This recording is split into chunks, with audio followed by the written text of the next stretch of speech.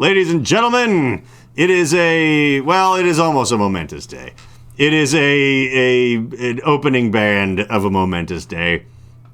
We live in Minnesota here, and it's always been just baffling to me.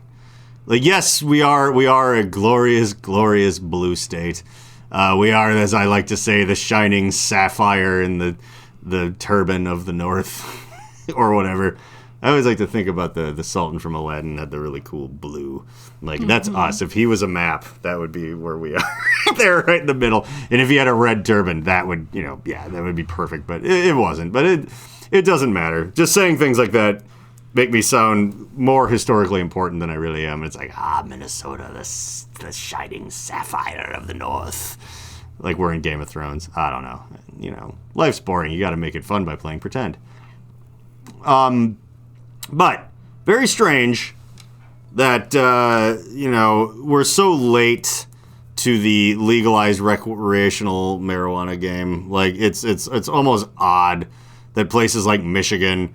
I mean, Michigan makes sense because I always think of Michigan as Minnesota's burnout older brother. Like, it's like we went to college, I see that. But he just got, like, a jean jacket and a van. And, like, he's a few years older. He was, like, the first kid. And, it's like he has a gun, and I don't think he's got a permit for it. And, like, he has aviator sunglasses, and, like, the first time we ever smoked out of a bong or drank, like, a Colt 45 was literally because of him. In Michigan, it has Detroit in it. And it's, it's a city that was once this, like, great, crazy thing. And it's, I will admit, Michigan's like our burnout older brother, but we're all in our 40s.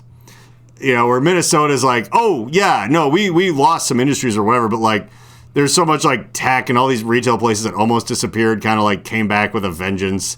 Like, all of our Best Buy and Target and 3M and Medtronic headquarters. It's like, yeah, but, we kind of, like, we were the golden child, and we had a real chance to fuck it up, but then we kind of became the state that still sort of has our shit together, whereas Michigan's been, like, through a couple of divorces and whatever, but we still love him. And he, legalized recreational weed before we did. And it's like, we're leaving a little bit of a red state, He spent too much time on YouTube listening to Alex Jones. Like, he got a little bit indoctrinated, but he's still like, it's good for the people. Origin cannabis should be illegal. And, in Illinois, it has Chicago, but still a little weird that they beat us. Like, really, honestly, like, it should have been like California and Denver, and then Minnesota should have been like, well, us too. We're the representative from the Midwest. It's like, hey, this isn't a fucking complete dump of a sad Alabama failed state. It's never ever been that way. Minnesota's always last. One of the last things to do anything. What's the news? Well, the news is, I don't know, I wanted to vamp a little bit more. No, the news is that, we're making weed legal here, and it's gotten, at this point, further than it's ever gotten. It's gotten through the House at this point. I think the votes are there in the Senate, and Governor Tim Walz, who is, a beloved governor, I would say. I mean, I like him. I voted for him, and I'm impressed with the way that he actually, like, that dude knows how to, if I may have a moment, how to wear, like, a flannel shirt tucked into his jeans in his commercials, so, like, all the fucking rural people kind of see him as, like, a cool, like, like grandpa that knows better or whatever. Like, he really knows how to... The rural people fucking hate him. Some do. They wish. Oh, I know all the signs driving out and around. But that shit was very disingenuous. I think largely... There is a bar. He crosses the bridge better than a lot of people. There is a bar in Maple Grove that literally has a picture of Waltz hanging up and be like, do not serve this man. This man is not welcome in this establishment. Yeah. Yeah, it's like, oh no, he's not your political party. Like, that's terrible. But all right, it's fair. I'm just saying, generally speaking, his ability to reach across the aisle, at least optics-wise, is pretty impressive. Like, there's people, like, let's say Tim Walz became a bit of a Bernie Sanders, like Paul Wellstone definitely would have been had he survived into the modern era or whatever. Like, he would have been one of those, like, oh, he's like, people outside of the state know him. Actually, they did. That's why his plane magically crashed a little bit after fucking September 11th. We ended up with Pawlenty. It was like our fucking awful Republican governor we had for a little while. Barely beat a dead guy that his party probably killed. That's right, because they only had Walter Mondale, and Walter Mondale's like was half in the grave then. I mean, yeah, they just picked anybody. It's like, and Walter Mondale, it's like, if you're wondering how old and out of touch that guy would have been, I've literally heard actual interviews of Hunter Thompson uttering his name with, oh, that's fucking Walter Mondale's a problem. Like, just... Well, it's because, like, out of all the presidential elections, he received the least amount of votes. Yeah, it's a terrible... I forget who he lost to, because I'm not really great with history, but... no, I don't remember either. But the he thing lost is by a huge margin. He didn't. He lost by actually a pretty narrow margin. Well, president, huge margin. I'm so sorry. Yeah. When he replaced Wellstone, he lost by a narrow margin. Yeah, I know. And that's the thing where, like I always said, like our one like mean-spirited Republican governor lost barely to basically a dead guy. Mm-hmm. Like, you know, like if you wonder, like, you know, how things are here. And, you know, we had Mark Dayton for a while and whatever, but like there's a video out there of Tim Walz when he signs the thing to, like, for free school lunches for kids, the thing where at the very same legislative week or whatever, like a bunch of those weird southern states were like rolling back child labor laws from the Victorian era, and also there's like in North Dakota or somewhere like that. Sorry, one of the Dakotas. I don't care. They were like, no, we're not doing this, and then they gave themselves in that same session a larger food stipend for themselves at work or whatever like that. Like, just to give the finger to the people who need help the most. But there's video of Walt signing the thing. And he was like a teacher and he was like a superintendent. Yeah. Like, he has this pedigree of kind of being, and like... His main focus is education. Yeah, and he which should be everybody's, because it's like, how do you make the even the near-term future at our old age, when you realize time really flies, a little better education? Honestly, it's like, if you don't have wave after wave of dumb idiots that just do TikTok challenges that teach you to steal a car and crash it for like likes rather than, you know, selling it to a chop shop. Jesus Christ, learn how to do crime, you little bitches.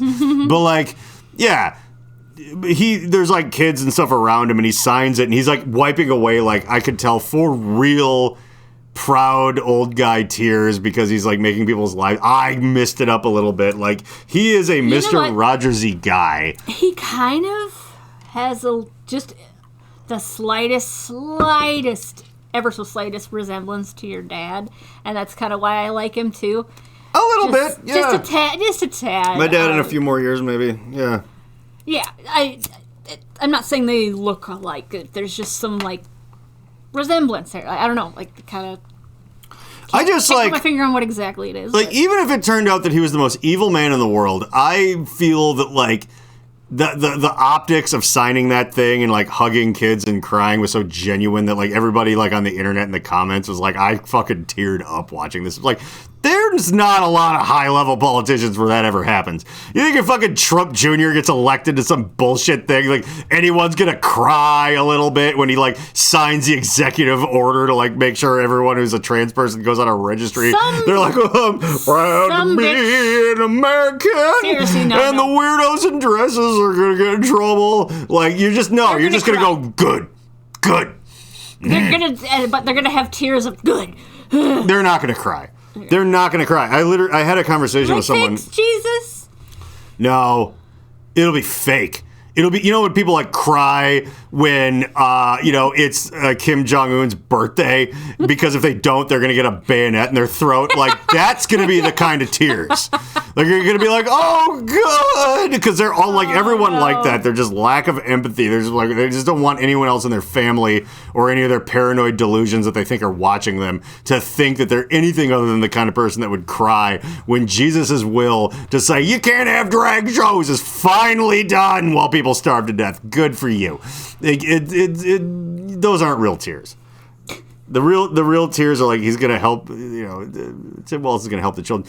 But it's worth bringing all that up when it comes to the weed thing, only because that kind of guy who's like, oh, I deal with kids and education and I come from that background and whatever. You could imagine someone being like, okay, like, I'm a pretty liberal guy or whatever, but it's just like, well, marijuana, kids go to jail, it's a problem. Well, I could see you still taking that line on it, and his opinion is like, just get it to my desk and I'll sign it. Like, he's literally come right out and was like, yeah, I think it's for the greater good, which belies A, sort of an intelligence about the way things are going for his own political career, but also B, like, it's like all that does is just put young people in prison for no reason. Like, it's not really a good thing. It's not helping anybody. It's not getting any guns off the streets. It's not, like, feeding anyone who's hungry. Like, keeping that illegal is not doing the things that if you're, like, a reasonable, good person that sort of cares about what's going on. Like, even if it's fake, it's at least you're pandering the right way. Like, look, everyone's smart enough to know that going, like, what's worse than starvation and guns? Weed. He knows better than that. And I like that. It makes me glad that I voted for him and everything. And that, we are now, it has to make it through the state Senate. I don't know, though. Don't worry, though. It'll still take a good 5-10 years to go through all the bureaucratic bullshit before you actually get it. No, actually, I was reading something while I was talking to people. My job has, like, a bit of a finger in this pie. And apparently, if it gets through the actual Senate, like, okay, stores won't pop up by summer, but you will no longer be getting fucking pulled over because it smells like you could just have weed, like, by so then 100% the 4th of July. Yeah.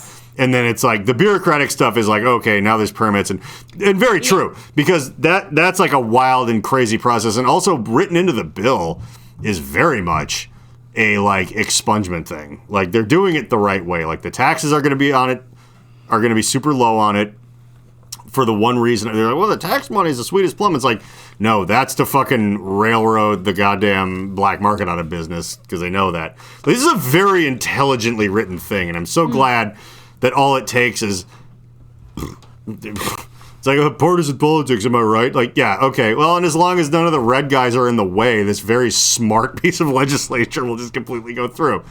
And I just can't anymore. Like, I'm like, yeah, this isn't. It's like, but we had to do more research. What about people driving while they're high? It's like, it's federally legal in Canada, and it's been legal in Denver for well over a decade. Washington. When I lived there, you want to look, go fucking look, but it's just phony. It's just a dog and pony show for the prison industrial complex and fucking everything else. Right. Where it's like, and people are like, well, let's hear them out. It's just like, well, should I cut my toe off? And it's like, well, the Democrats are like, you might bleed out, and it's like, well, maybe just do it next to a hospital. I don't know. And then Republicans are like, well, we maybe it'll do something good. It's like Charlie Day. It's like or Charlie Kelly. Like same person. Yeah. Well, the character more, but it's like, Kelly. I'm trying to make this make a little bit of sense, but like their whole argument against weed is basically like when Charlie Kelly from Always Sunny in Philadelphia was like, yeah, but I shouldn't break into that wasp's nest because bees make honey and wasps don't. But maybe wasps make something delicious that we're not yet aware of, and whatever that is, I want some of that. So like we're gonna like, oh well, but you gotta listen to everybody. The people that say do cut off your toe, the people that say don't. It's equal. It's even. It's both sides. It's just politics. Yeah, idiots. So, but I was thinking about how, like, I wonder if there'll be, like, a cottage industry or something for the expungement thing. Because you have to think about, like, legal stuff is complicated as shit. Like, down to the nitty-gritty as far as, like, okay, you're in jail for... You got pulled over with weed, and they found weed, and they gave you a sentence for weed or whatever. But it's just like, well, you got pulled over with weed, but you also had like a stolen gun in your car that you modified to be fully automatic that they figured out you just used to shoot at someone else. Like, well, yeah, but they were selling weed in my turf, and I had, if this was legal in the first place, it never would have happened. Even though it would have just take forever.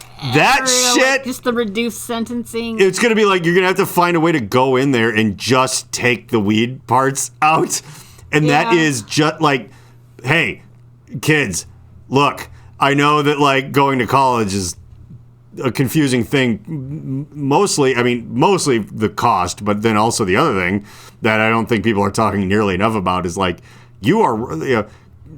gambling's bad. Playing the stock market is still sort of gambling and it's bad. But you know what's a nice safe investment? Your future by going to college. Really? In 4 years, it's anybody's guess which jobs are no longer going to exist. Entire fields.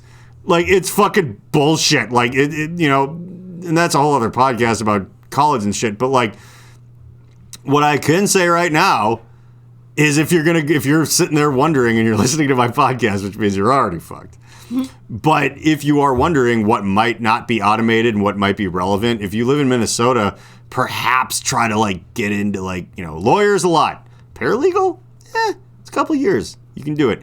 And a paralegal would be qualified enough to get paid pretty well to sit there and dig through records and look at the book, okay, this guy, because it's going to be a giant thing where they're going to be desperate for people. And it's like, I'm willing to bet, too, if you're a paralegal and then your trial by fire is figuring out all these expungement, like law, like shit for like getting people out of jail who should probably still be in jail, blah, blah, blah, blah, blah, all the red tape, all the paperwork, whatever. Well, now you're just, in good with the local state government, or you've been doing work for them for a couple of years. Like, oh, the expungements are all figured out. But it's like, oh, you're a paralegal and you did all this. And it's like, do you want a cushy job? Like, that might be a path to something, a job that they could not possibly, in the next 10 years, probably take a lot more. But like, AI and robots probably couldn't take over very easily. It's a lot, and it takes a little bit of listening to your gut.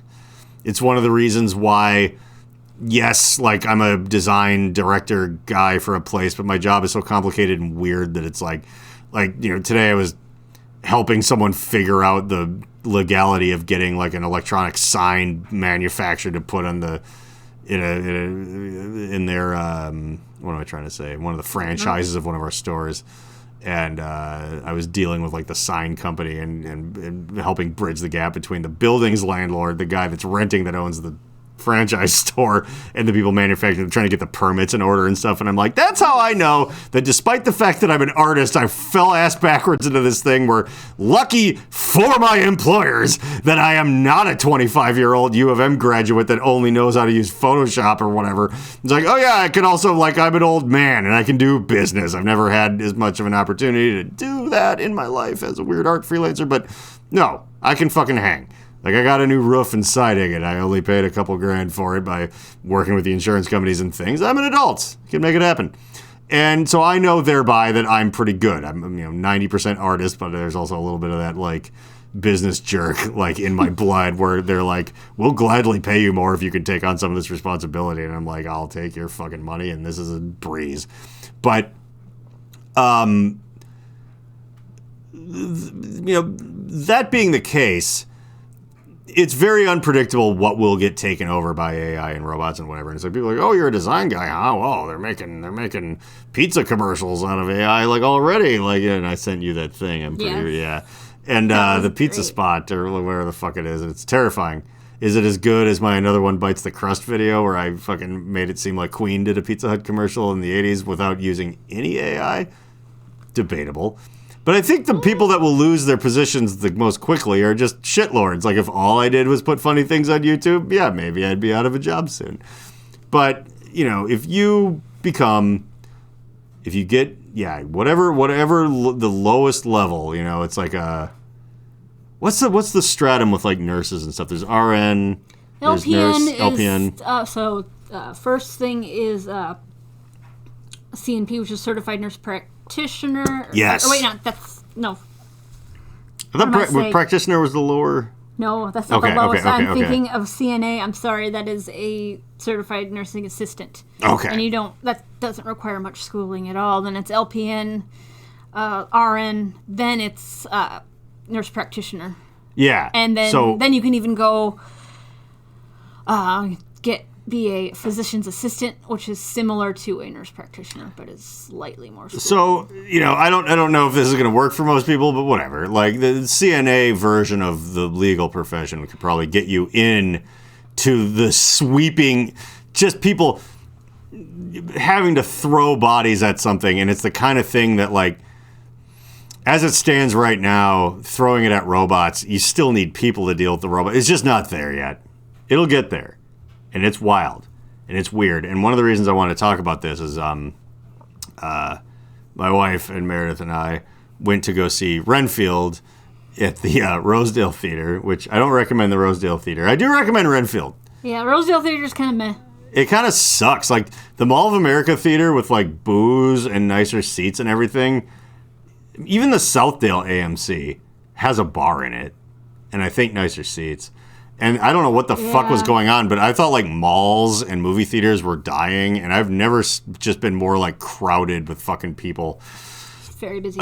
Than when we went to go see Renfield. And Renfield, again, opposite of Cocaine Bear, 90 minutes of exactly what it was supposed to be. Yes. Like, he's in therapy, Nicolas Cage just vamping the entire time as Dracula. Like, you know, it's a pretty fun movie. It's silly, violent, and the joke writing was actually very good.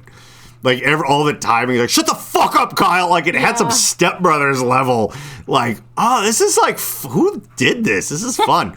But yeah, I think my favorite Nicolas Cage as Dracula scene being when, you know, I won't give anything away, but it's obviously about, like, Renfield, you know, his assistant kind of falling in and out and dealing with the modern era, whatever. We already know all this. And, you know, he's kind of gets his own apartment and he tries to start distancing himself from Dracula, but then he, like, shows up. And it's just the Nicolas Cage at its absolute best when he's, like, all dressed up. He looks like Marilyn Manson right now. Yeah. Just in his Dracula makeup. And he's just like, I was about to come see you. He's like, you're about to come see me?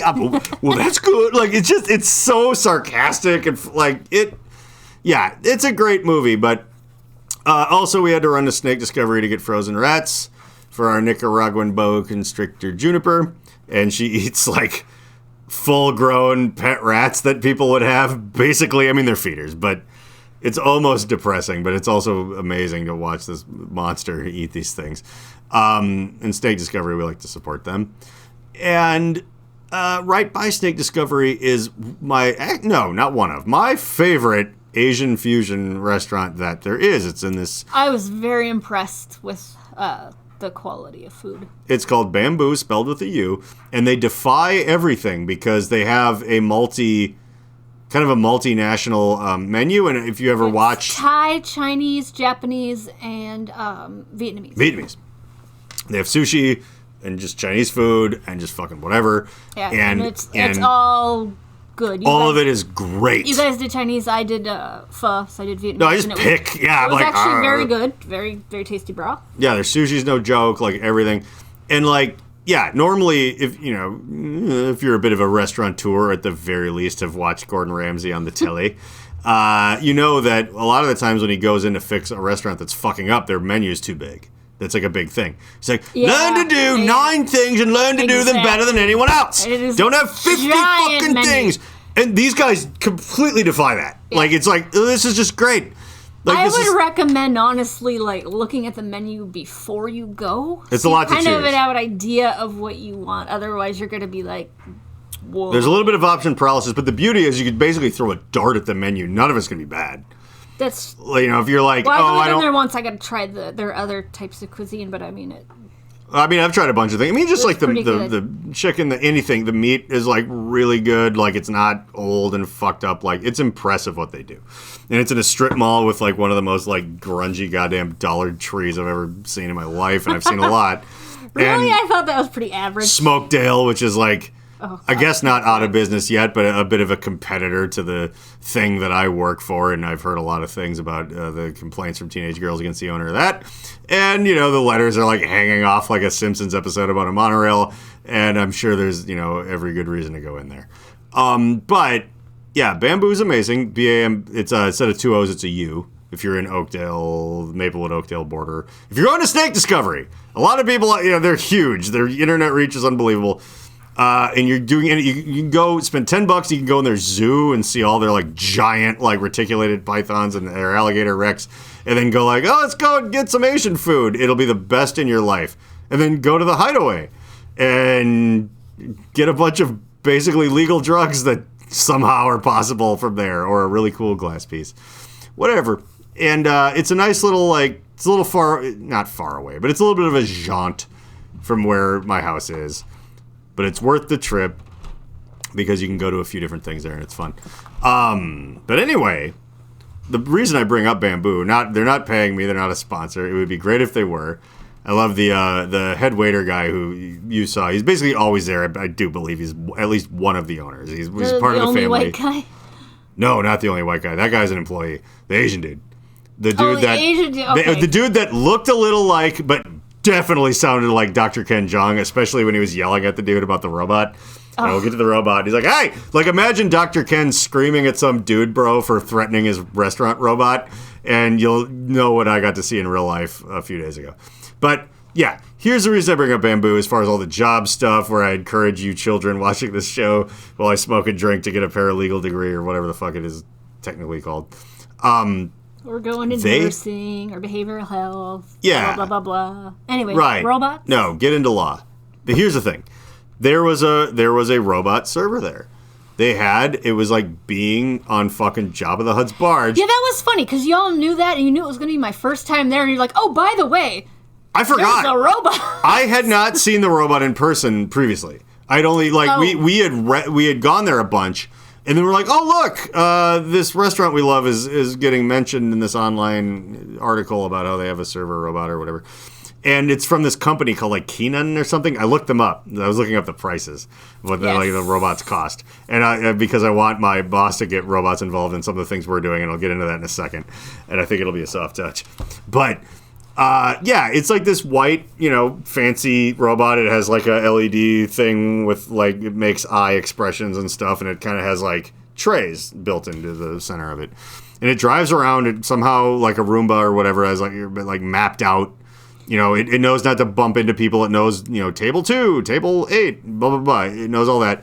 And it's basically when you're at a restaurant and there's waiters that are taking your orders and stuff, but then sometimes there's runners that come out. Yep. It's essentially taking the place of that, of like the extra set of hands to move food around and stuff. And, it was cute, and it comes singing. It's very kawaii.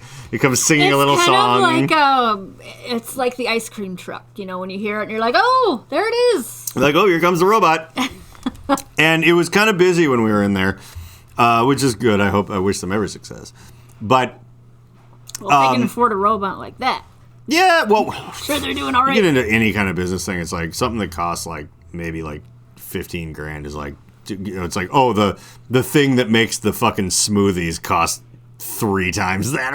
It's like restaurant shit is crazy expensive. Plus, who knows? People do sell them used and whatever and like refurbed, and it's like maybe they got a deal. I don't know. Maybe they know a robot guy. But and I would like to meet that guy. So next time we're there, we're going to talk about it when they're less busy. But so yeah, they have a robot going around, and I like looked it up online too, and it's like there's several models. That is one of the higher level ones. There's like 6 of those particular server robots, and that was like 4, I think. The very simple ones like didn't have the facial expressions and things and whatever. But it's totally a thing. It's an industry. By the way, just take note. It's enough of a thing where there's multiple iterations of these, multiple companies selling them. This is a real thing that is happening right now, and that is what I wanted to talk about in this podcast, is that like actually a couple of things with that. The first thing I want to talk about is the people's reactions to this thing in the place and how weirdly accurate Star Wars got it. We watched, there was a guy that like kind of like puffed up his chest a little and was like kind of like, fuck out of my way, and Dr. Ken is like, don't yell about robot. Like he was kidding when he said it, but yeah, but it was dumb. That was based in something though, and my theory being that like sooner or later, I mean, for one, it's got to be just sour grapes, because it's like when you're the kind of person, and I'm sure he is, or at the very least is close with his dad who posted this kind of stuff or whatever. It was just like when the original Taco Bell like screen ordering things were showing, it was like, you want $15 an hour? Welcome to your fucking replacement. Oh, you want $15 an hour to work at Cub? Welcome to your fucking replacement. And it's the same people that are like, why do I have to use a self-checkout thing? Because they're just a bunch of fucking bitches. And like, and I called it. before I ever witnessed people blowing up at the self-checkout and freaking out, they're like, well, this sucks. Because you're a bunch of hypocrites, you're uneducated, you're stupid, and there's nothing redeeming about your side. And like, you're yelling at these things, you're like, ha, ha, ha, ha, because you thought you'd go, ha, ha, ha, ha, and then everyone would have to shape up.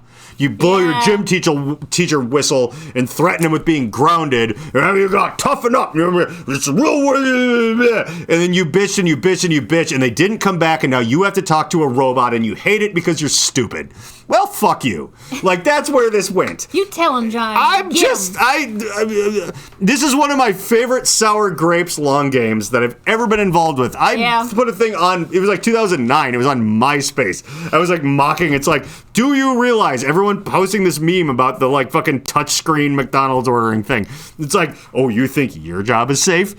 What are you, a brain surgeon? No. Fuck no. Not even ever. No one in your whole family. No. Too much lead paint. You listen to Tucker Carlson and he got fired. You're an idiot. So like, yeah, you're not a brain surgeon, but that's being done by robots. Matter of fact, there's entire jobs. There used to be like switchboard operators. That's a computer program. There used to be travel agents. Yeah. They got replaced by a website that's free. Like, it's not even a robot or expensive. It's like, what's Travelocity have to say? It's like, you just Google that shit. There's no machine. There's no, it's just like, oh, yeah. We are old enough to remember there being travel agencies. Oh, yeah. That was a total job. Best friend's mother worked at one. She was a travel agent, so. And right now, there's going to be some real anger because it's not even just going to be the lack of income or just whatever. And they hate science already. We learned that. But the fact that you talked so much shit and eventually self-driving trucks are going to take so many jobs away from you in this country. That employs so many people, and we know who. And it's going to happen. It's where the anger comes from. It's like, okay, we laughed and we thought that if we just posted enough memes, everyone at Taco Bell would start being nicer to us instead of disappearing.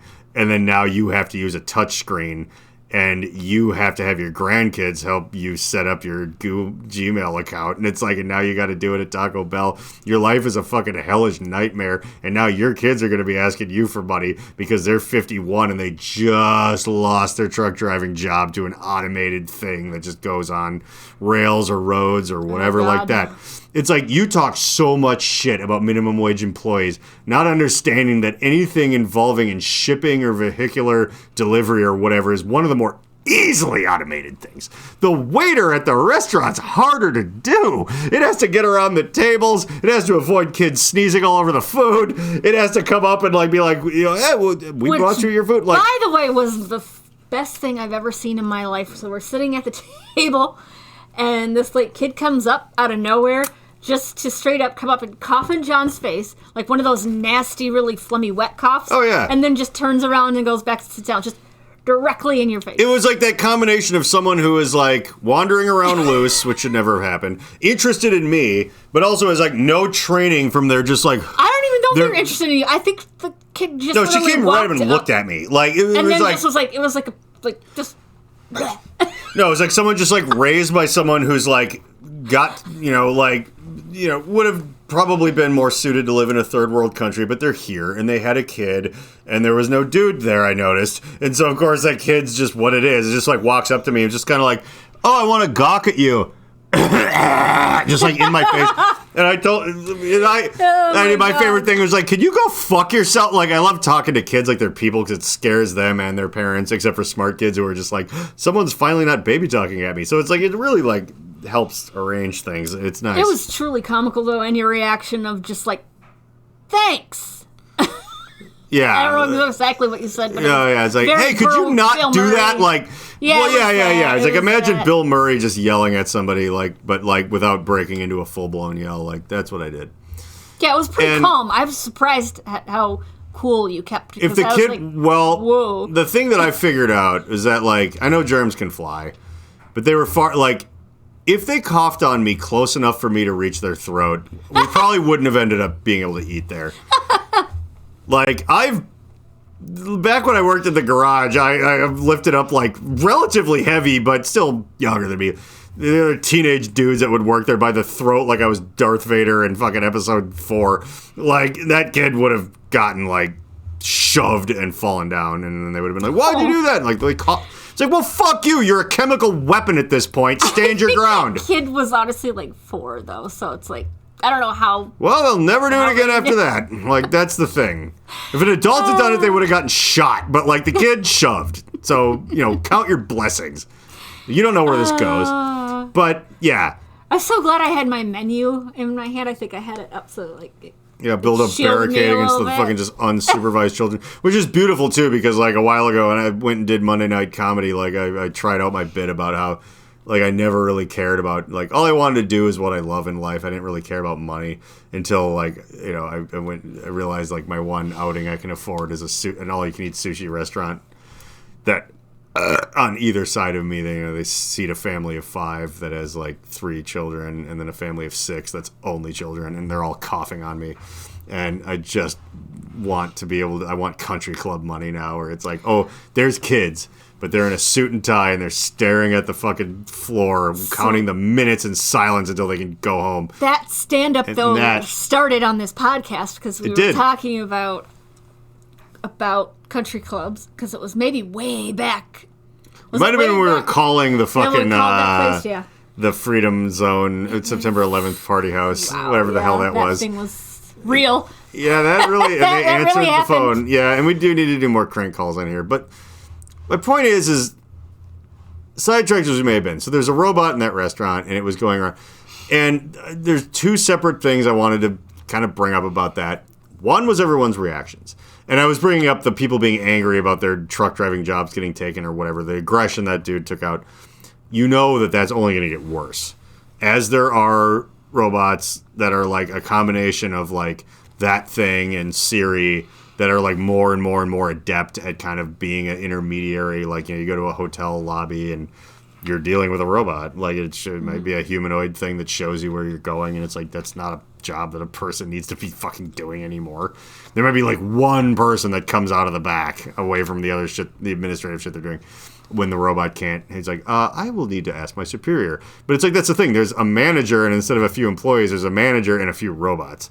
That's where this is really going. And there's going to be resentment, but there's also going to be wonder, and then also banality. And that's in this restaurant at the very beginning of this advent. The first time I've seen it, I saw someone get mad at the robot. I saw, like, us, we were cute with it. We were just like, oh, thank you very much. Like, we like talk to the robots. It's fun because we're not jaded, bitter, broken people that are like hiding some sort of deep, dark secret or sexual preference that our family could never know about, and we're like going gray and having strokes, like just in our early 20s. We're like just can't handle. We're like, yeah, we're pretty like, we're fucked up, sure, but it's like a thing like a robot doesn't. Oh, what does this mean for me? This is more like, oh, there's a robot. That's fun. Hello, thank you, robot. Like, we're at least that jovial. My wife and you and I. It kind of made me a little nervous, but other than that, because I was like, are we gonna have to like take our food off there, or how's this gonna work? I was only nervous about the robot not being able to avoid the kids sneezing on it on the way over. And that was my concern. I was like, also, like, this thing just kind of rolling around. What if people are like, oh, I think that's mine, and just like taking it, Yeah, like, but then so you could be like, I never got this thing. Yeah. And like, whatever. But like. Yeah. The thing is generally, like, we were like, but then I also, I watched people get mad at it. I watched us be cute with it. A couple of people kind of be cute with it or interested in it. And then a lot of people taking pictures of it. Yeah, people taking pictures, and then several people just being, like, totally, like, like, we don't care. Mm-hmm. And, like, that is why I brought up the whole Star Wars droids thing, because, the original, the 77 one, the really old one, they run the gamut where people kind of are like, it's like Luke would kind of talk to him a little bit more like they were people. Han Solo, like, didn't give a fuck. And then they're like, the bar, we don't serve their kind in here. Like, and it was like this full gamut of emotion. And I saw it at Bamboo. That's like, so interesting. Everyone reacted exactly the way that was predicted in Star Wars before I was born, and I'm 42. Mm-hmm. Like I'm about halfway done with this shit. And it was before I was born. they were like, oh, these are probably how people would react to droids. And it's like, we don't think much of it because they're like, yeah, it's the future. They're used to them. And Star Wars, to its credit, the original ones, that very lived in, like Aliens, that very like lived in blue collar version of sci-fi that actually makes it relatable rather than like this highfalutin kind of like, oh, it's all the future. It's Star Trek. Star Trek's beautiful, but you know, it's like all our problems are solved, and you know, like we'd love that, wouldn't we? But you know, the Aliens and early Star Wars future feels way more likely to me about like how things are, you know, like.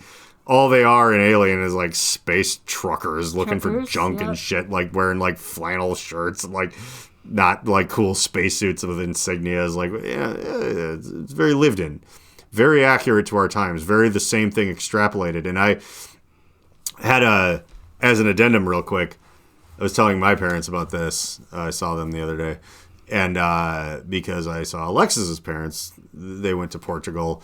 And they were there for a couple of weeks. My father-in-law was getting his dual citizenship, which will extend to his daughter and her husband, which is me. So I'll be able to go to the EU with no passport. And we'll see what business opportunities that provides. But, yeah, they were there and they took all these pictures. And they were like, oh, all the pictures are on our phone. And they were like trying to connect it to the Roku or whatever it was so we could look at it on the TV. Mm-hmm. And I was like, this is a slideshow. This is the carousel from Mad Men. Like, it goes back and forward. And I still have a slide projector. Like, my family I think my folks do, too. Like, well, we should fuck with that. But I'll grab it for you. We're certainly not using it. But I was telling, you know, like, my dad about it. And I was like, yeah, it was a vacation slideshow. We used to do those all the time. Yeah, everybody did. And we were like, oh, that era's over. And the full circle of like, oh, you can connect your phone to your smartphone to your TV or whatever. Smart TV. And like, you're just doing, you know, like Rui sitting there like, oh, the historical precedent. So that, you know, I don't care what king is buried in this fucking thing. We've been here for 3 hours. And it's the same thing. Just a boring, long vacation. It's like, you know, you were there and it was fun. And we have to be just like, yeah, oh, look, there's your mom upside down. Whoops. Like, nothing. Like, I remember seeing my grandparents do slideshows like in the 80s when I was a little kid. So it's like in 40 years, all it is just evolved into a different format. But the funny part is my dad was like, yeah, but the technology is better because the machines would jam up and da-da-da-da. And I was like, oh, no. Both Alexis and her younger brother, Connor, had to fucking help them get the phone connected to the thing. And I was like, oh, yeah, no, it didn't work. It was broken. And we had like 4 people finally managed to figure it out. Like the goddamn carousel thing is jammed in the slideshow. It's like nothing ever changes. Not really. It's all window dressing. Yeah. And that's, I think, the brilliance of some of those science fiction movies where when you bet on nothing ever changing except for just sort of the situation, you're like, okay, well, like, yeah, you're on an alien planet and yeah, there's robots and there's Jabba the Hutt and stuff, but it's like, oh, the business still goes the same. The like Spaceballs, like, fuck, doesn't anything in this ship work? Like, you know, yeah, that feels so real even in a comedic way because, like, yeah, nothing in this place fucking works. The internet's down half the time. We're like, oh yeah, Bob, I was gonna send you the schematic for the sign for the new Hideaway franchise, but the internet was broken. So it's like, but I used my phone to send it. Yeah, it just never changes. It's like if you make a far-flung future science fiction thing based on the fact that no problems have gotten solved. There's just new things, and they're all broken. New problems. Yeah. And it's like, oh, you'll always feel like a goddamn Nostradamus wizard. Like, how did you know the future would be like this? It's like, because I knew it wouldn't change. That's it. And, yeah, we got to see that poetry in motion. And that being very apropos of the thing I'm talking about, yeah, if you go like, oh, I'll bet some people will be mad at the robots, some people will be interested, some people will be like apathetic, like whatever. It's like, yeah, that's just how people react to fucking everything. So this is very real. But it's different when you get to see it. And that's the other thing where I'm like, I felt, that's why this podcast is so about this, is like, I'm like, oh my God, this is my little time. As an old person who will be even older, this is my seeing like a neon sign for Coca-Cola in 1929 in the city when I live in like, you know, out in the rural areas. Like we have outhouses. I'm like, do you want to ride into the city this weekend and look at the light up sign? Yeah. And it's like that was someone's real thing. And now it's like, oh, do you want to go to this? It's a good restaurant. Everything's a little out of the way. But it's like, oh, they have a robot. Do you want to go look at the robot? Like whatever. And it's like someday people are like, why did you drive 25 minutes? Well, it was a good restaurant for one, but why'd you drive 25 minutes to go like look at a robot? Like they're everywhere now. Like it's like we don't even care. Like if I had kids right now, by the time they were 25, like you'd be like, yeah, who cares? Like and like so I'm like, oh my god, this is where this comes from. And it's so interesting too because of the timing of the technological advancement versus the, sort of social stratum that like, the incorrect dumbass thing is like, no one wants to work anymore. But really like COVID, like, well, a million people died. A lot of people retired early. And a lot of people, this is the part that gets left out, are like, couples would work and they're like, childcare is almost what one of the parents' income is, and they're just like, just the entire income. Fuck it. Like, let's just raise the kids. We've learned we can survive with less. We'll make it fucking work. One of us will stay home. Fine. And like, that equaled millions of people because unemployment is actually really low right now, and unemployment is based off of how many people are trying to get employed but then can't. So no one's trying, and it's because they're not there. Like they're like, all right, those three situations equal like, oh yeah, no one's bothering. So people are like, our robot's taking our job. And I'm like, honestly, it's such perfect timing for the advent of this. Cause it's like, no one's there. They're not taking anything from anybody. There's just like nobody here to help.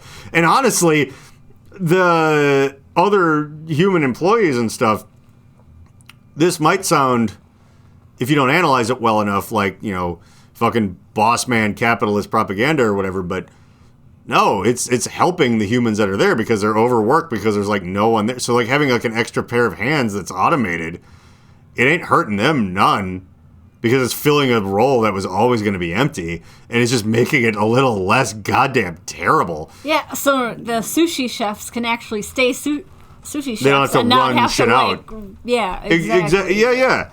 And so like, and it'll sneak up on us. It really will.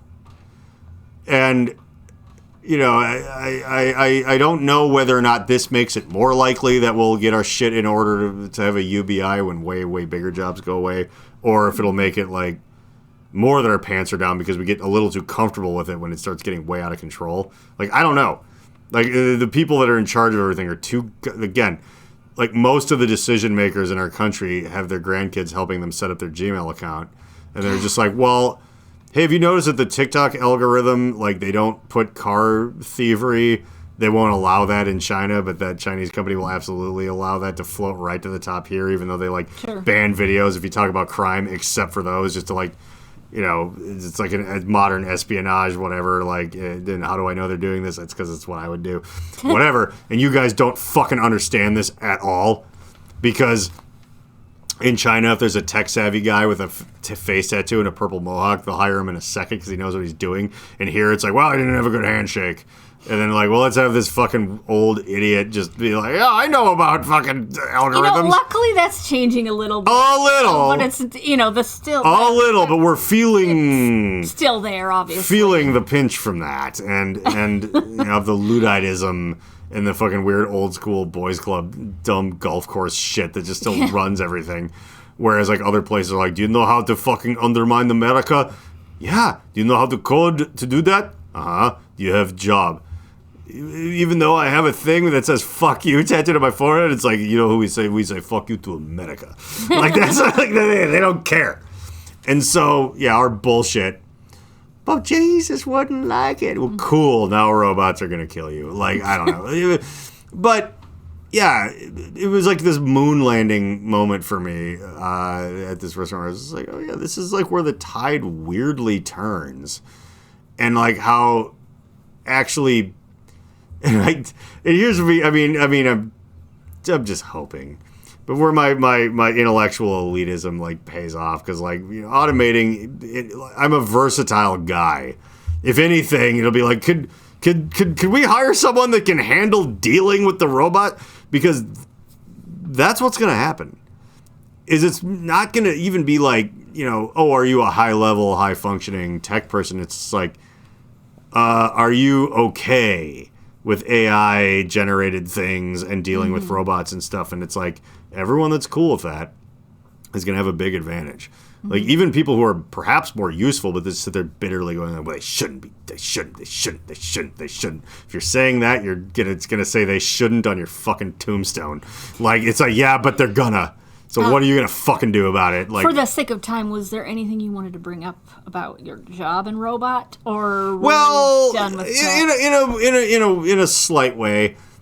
Like, I feel like welcoming our robot overlords will make sure that I always am, well, perhaps better employed than I am now. Like, the thing is like, the minute there's something, and this advice goes to anybody, if there's something and it's new, and you're like, deep down, let's say you hide it because you don't want people to judge you, but deep down you're like, this is interesting and kind of fun. But then the general consensus is like, I don't like this new thing. Just think of it like this. It's a horseless carriage. It's a color TV. Oh, you can fight it. And maybe it shouldn't happen. Maybe AI shouldn't be making art that other people could be drawing or whatever. It's like, but the genie does not go back in the bottle. Yeah. And you're fucked. So it's like, if you're someone like me who's like excited about this, and it's like, I'm not even qualified, but it's like, do you like robots? Fuck yeah, I do. It's like that first Futurama where Fry meets Bender when he goes to the future. And he's just like, will you be my friend? And Bender's like, you really want to be friends with a robot? And Fry's like, since I've been 9 years old. And that's me. And that's you possibly. It's like, if you're not I'm pretty terrified. neutral. I'm like, I'm just going to go with the flow. Right. Then the flow always moves forward. And the thing is like, if you're, like, if you have some sort of weird moral quandary with progress, like, maybe you're even right. But here's the real true nature of how the things work. You will get ground into a fine paste by the gears of progress. Like, they shouldn't have fun being broke. Like, it's just not, like, I get it. You're probably even right. And does this make me evil? It makes me human. Are humans awful? They sure are. But, like, I just would rather be someone who's connected to where things are going, because I do know that for better or for worse, progress ultimately is good. There's a lot of casualties, there's a lot of horrible shit, but I don't know. Like, I use AI in things as an artist because I refuse to get fucking left behind. Like, I can't look up to people like Trent Reznor and then kick and fight against new advances in the. It was like, these things that generate. It's like, him and Richard D. James are going to do the best things they ever did because you could just type weird shit into an algorithm and then run whatever it spits out musically into a distortion pedal and then sing a pretty song over it, and I'm going to buy it. Like, it's like, be that guy. Be those guys. Don't be the guy that no one knows their name. Who are just like, he really took a stand against everything and then he died penniless. That's cool. And maybe he was right. Nikola Tesla. Yeah, in the grave. No, he tried. He actually got stymied by capitalism hardcore. I know. He tried. And then he died died alone with a pigeon. And that's how it goes. Well, he was trying to give away the most valuable commodity on Earth for free. And that's not going to fly. If you want to die alone with a pigeon, that's a good way to do it. And I, unfortunately with him, like, it's not even that he necessarily stuck to his guns. It was just that, like, he's not a businessman. He's too much of a genius. And it's like the businessmen at the time they like stole from him what they were going to steal from him. And then everyone else told him no. Yeah. And that's just what happens there. But I don't think he was like fighting against anything as much as he was like, I stared at the sun and I found a way to make electricity wireless. And they're just like, okay, well, we can't do that, but we'll take this part of it, and then you can eat pigeon shit, fucker. Like that, so. Yeah. And then, the quick thing before we get into Dear Asshole, which we will. Let's get your final thoughts. So, like, work-related, I really, again, this all comes full circle. Like, weed is very much probably about to become, like, legally recreational here in the Minnesota. And, the company I work for will have at least a few, if not several, very high-end, there's backing, Apple Store-looking dispensaries, and it'll be cool. And what I really want to do, and my boss is a fun guy. He's a Virgo like me. And I think that I can convince him to put one robot in every dispensary.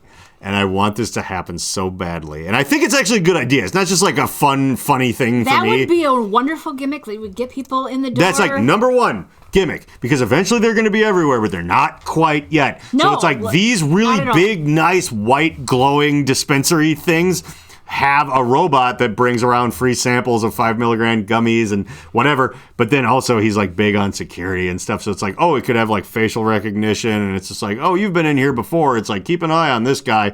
And it kind of goes around, and it's a little bit of a security measure, a little bit of a thing as an extra pair of hands to make sure everyone, people. I think you've already sold this. Don't get lazy and be like, I don't feel like giving away a sample to everybody. It's like the robot would be like, please have a sample and a brochure. And it'll just do that automatically. And it's a giant, right now is the time. It's a novelty. And it's like, it's a pretty big business. So it's just like things like a $6,000 robot, like a simple one, is not crazy. Even 16. Even 20, with all the with how much money it's gonna make and all the permits and everything else, like that's just like a little fucking handwritten note on the side of the ledger. Really badass. And I want it to happen so bad because I want to be the guy that's in charge of the media shit for a chain of dispensaries full of robots. Yes, and there's one that's on the higher end, but I hope he buys it if he goes along with this. It looks like Rosie the robot a little bit in the face.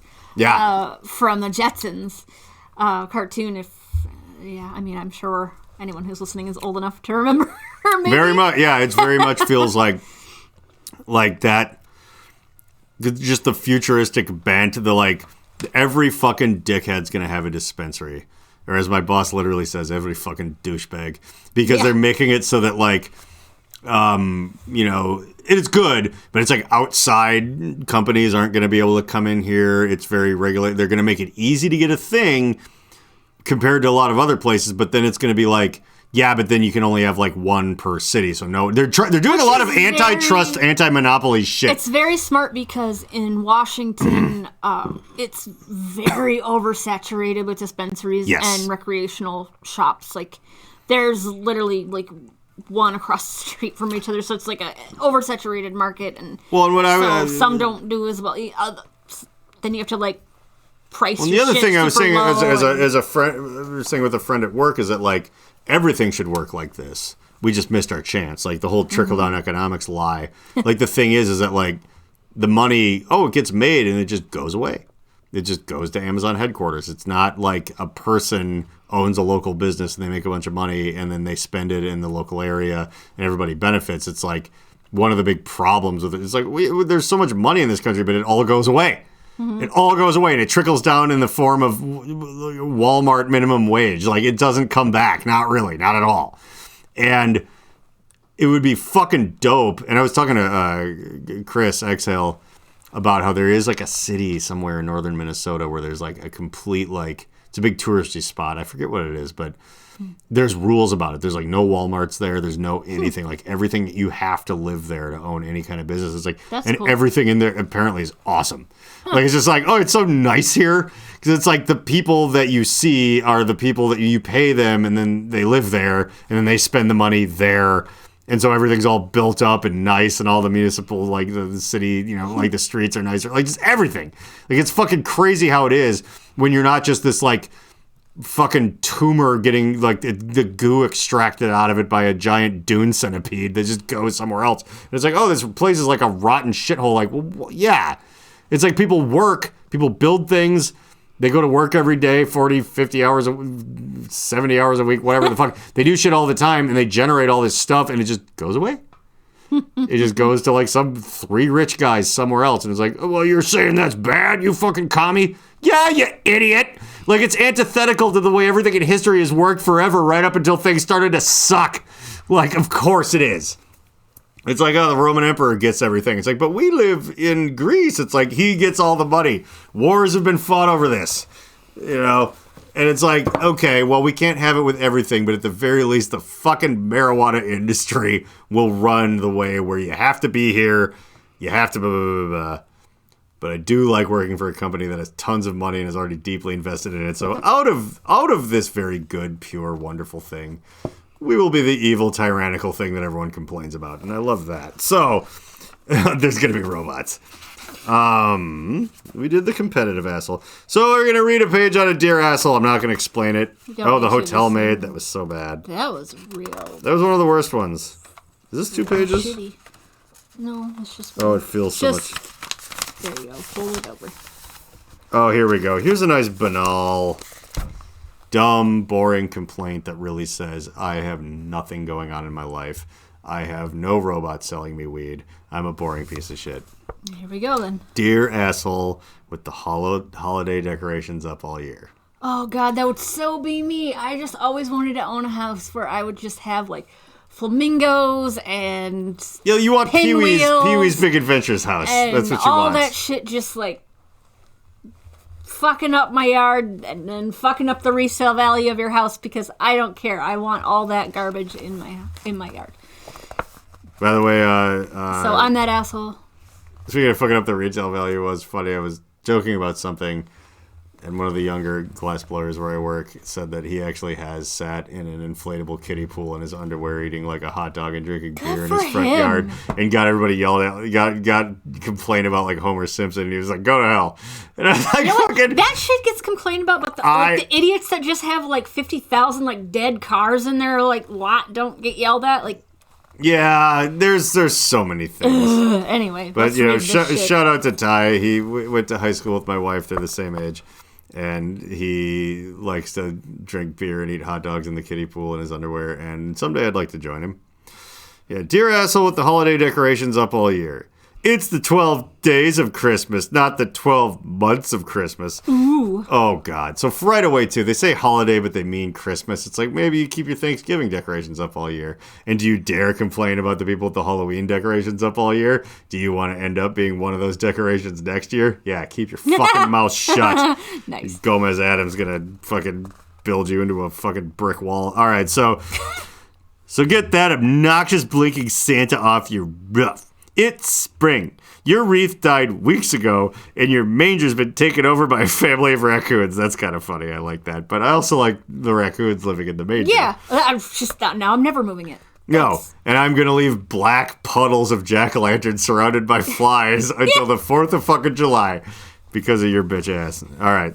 One can only hope, Basie Actually, this is the funniest line I've read in this book so far. Nice. One can only hope baby Jesus had his rabies shots. Wow. I like that. Good job. And I'm not saying it's the funniest thing in the world. I'm saying it's the funniest thing in this rotten book. Yeah, if you've been following along with us. Because their jokes just aren't jokes. Like, this is a tax write-off. This is horrible. And while you're at it, take down those glittery ornaments and faux icicle lights. Okay, I love those. Do we have to switch them out for tiki lights just because of the year? They serve the same purpose. No shit. You know those like long, and I want to do this in the backyard by the way, but those long, the ball lights that kind of string the cool party loft lights, you know? I want that. Lights. Anything lights. Like my whole room is like LED different. Yeah, like I don't want it all dark over here. Like I want to see who's fucking spray painting my car at night. Yeah. This time of year, the only things that should be boldly sparkling in the night are groups of fabulous gay men on their way to the club. Well, all right. No, they also should be. There should be Christmas lights, blinking Santa, and gay club. All the holy trinity of Christmas time and summer. No, yeah. You're absolutely right. Leave your pink. Those gay men would love the pink flamingos lighting up all year long. They'd be like, well, isn't that, it would be great.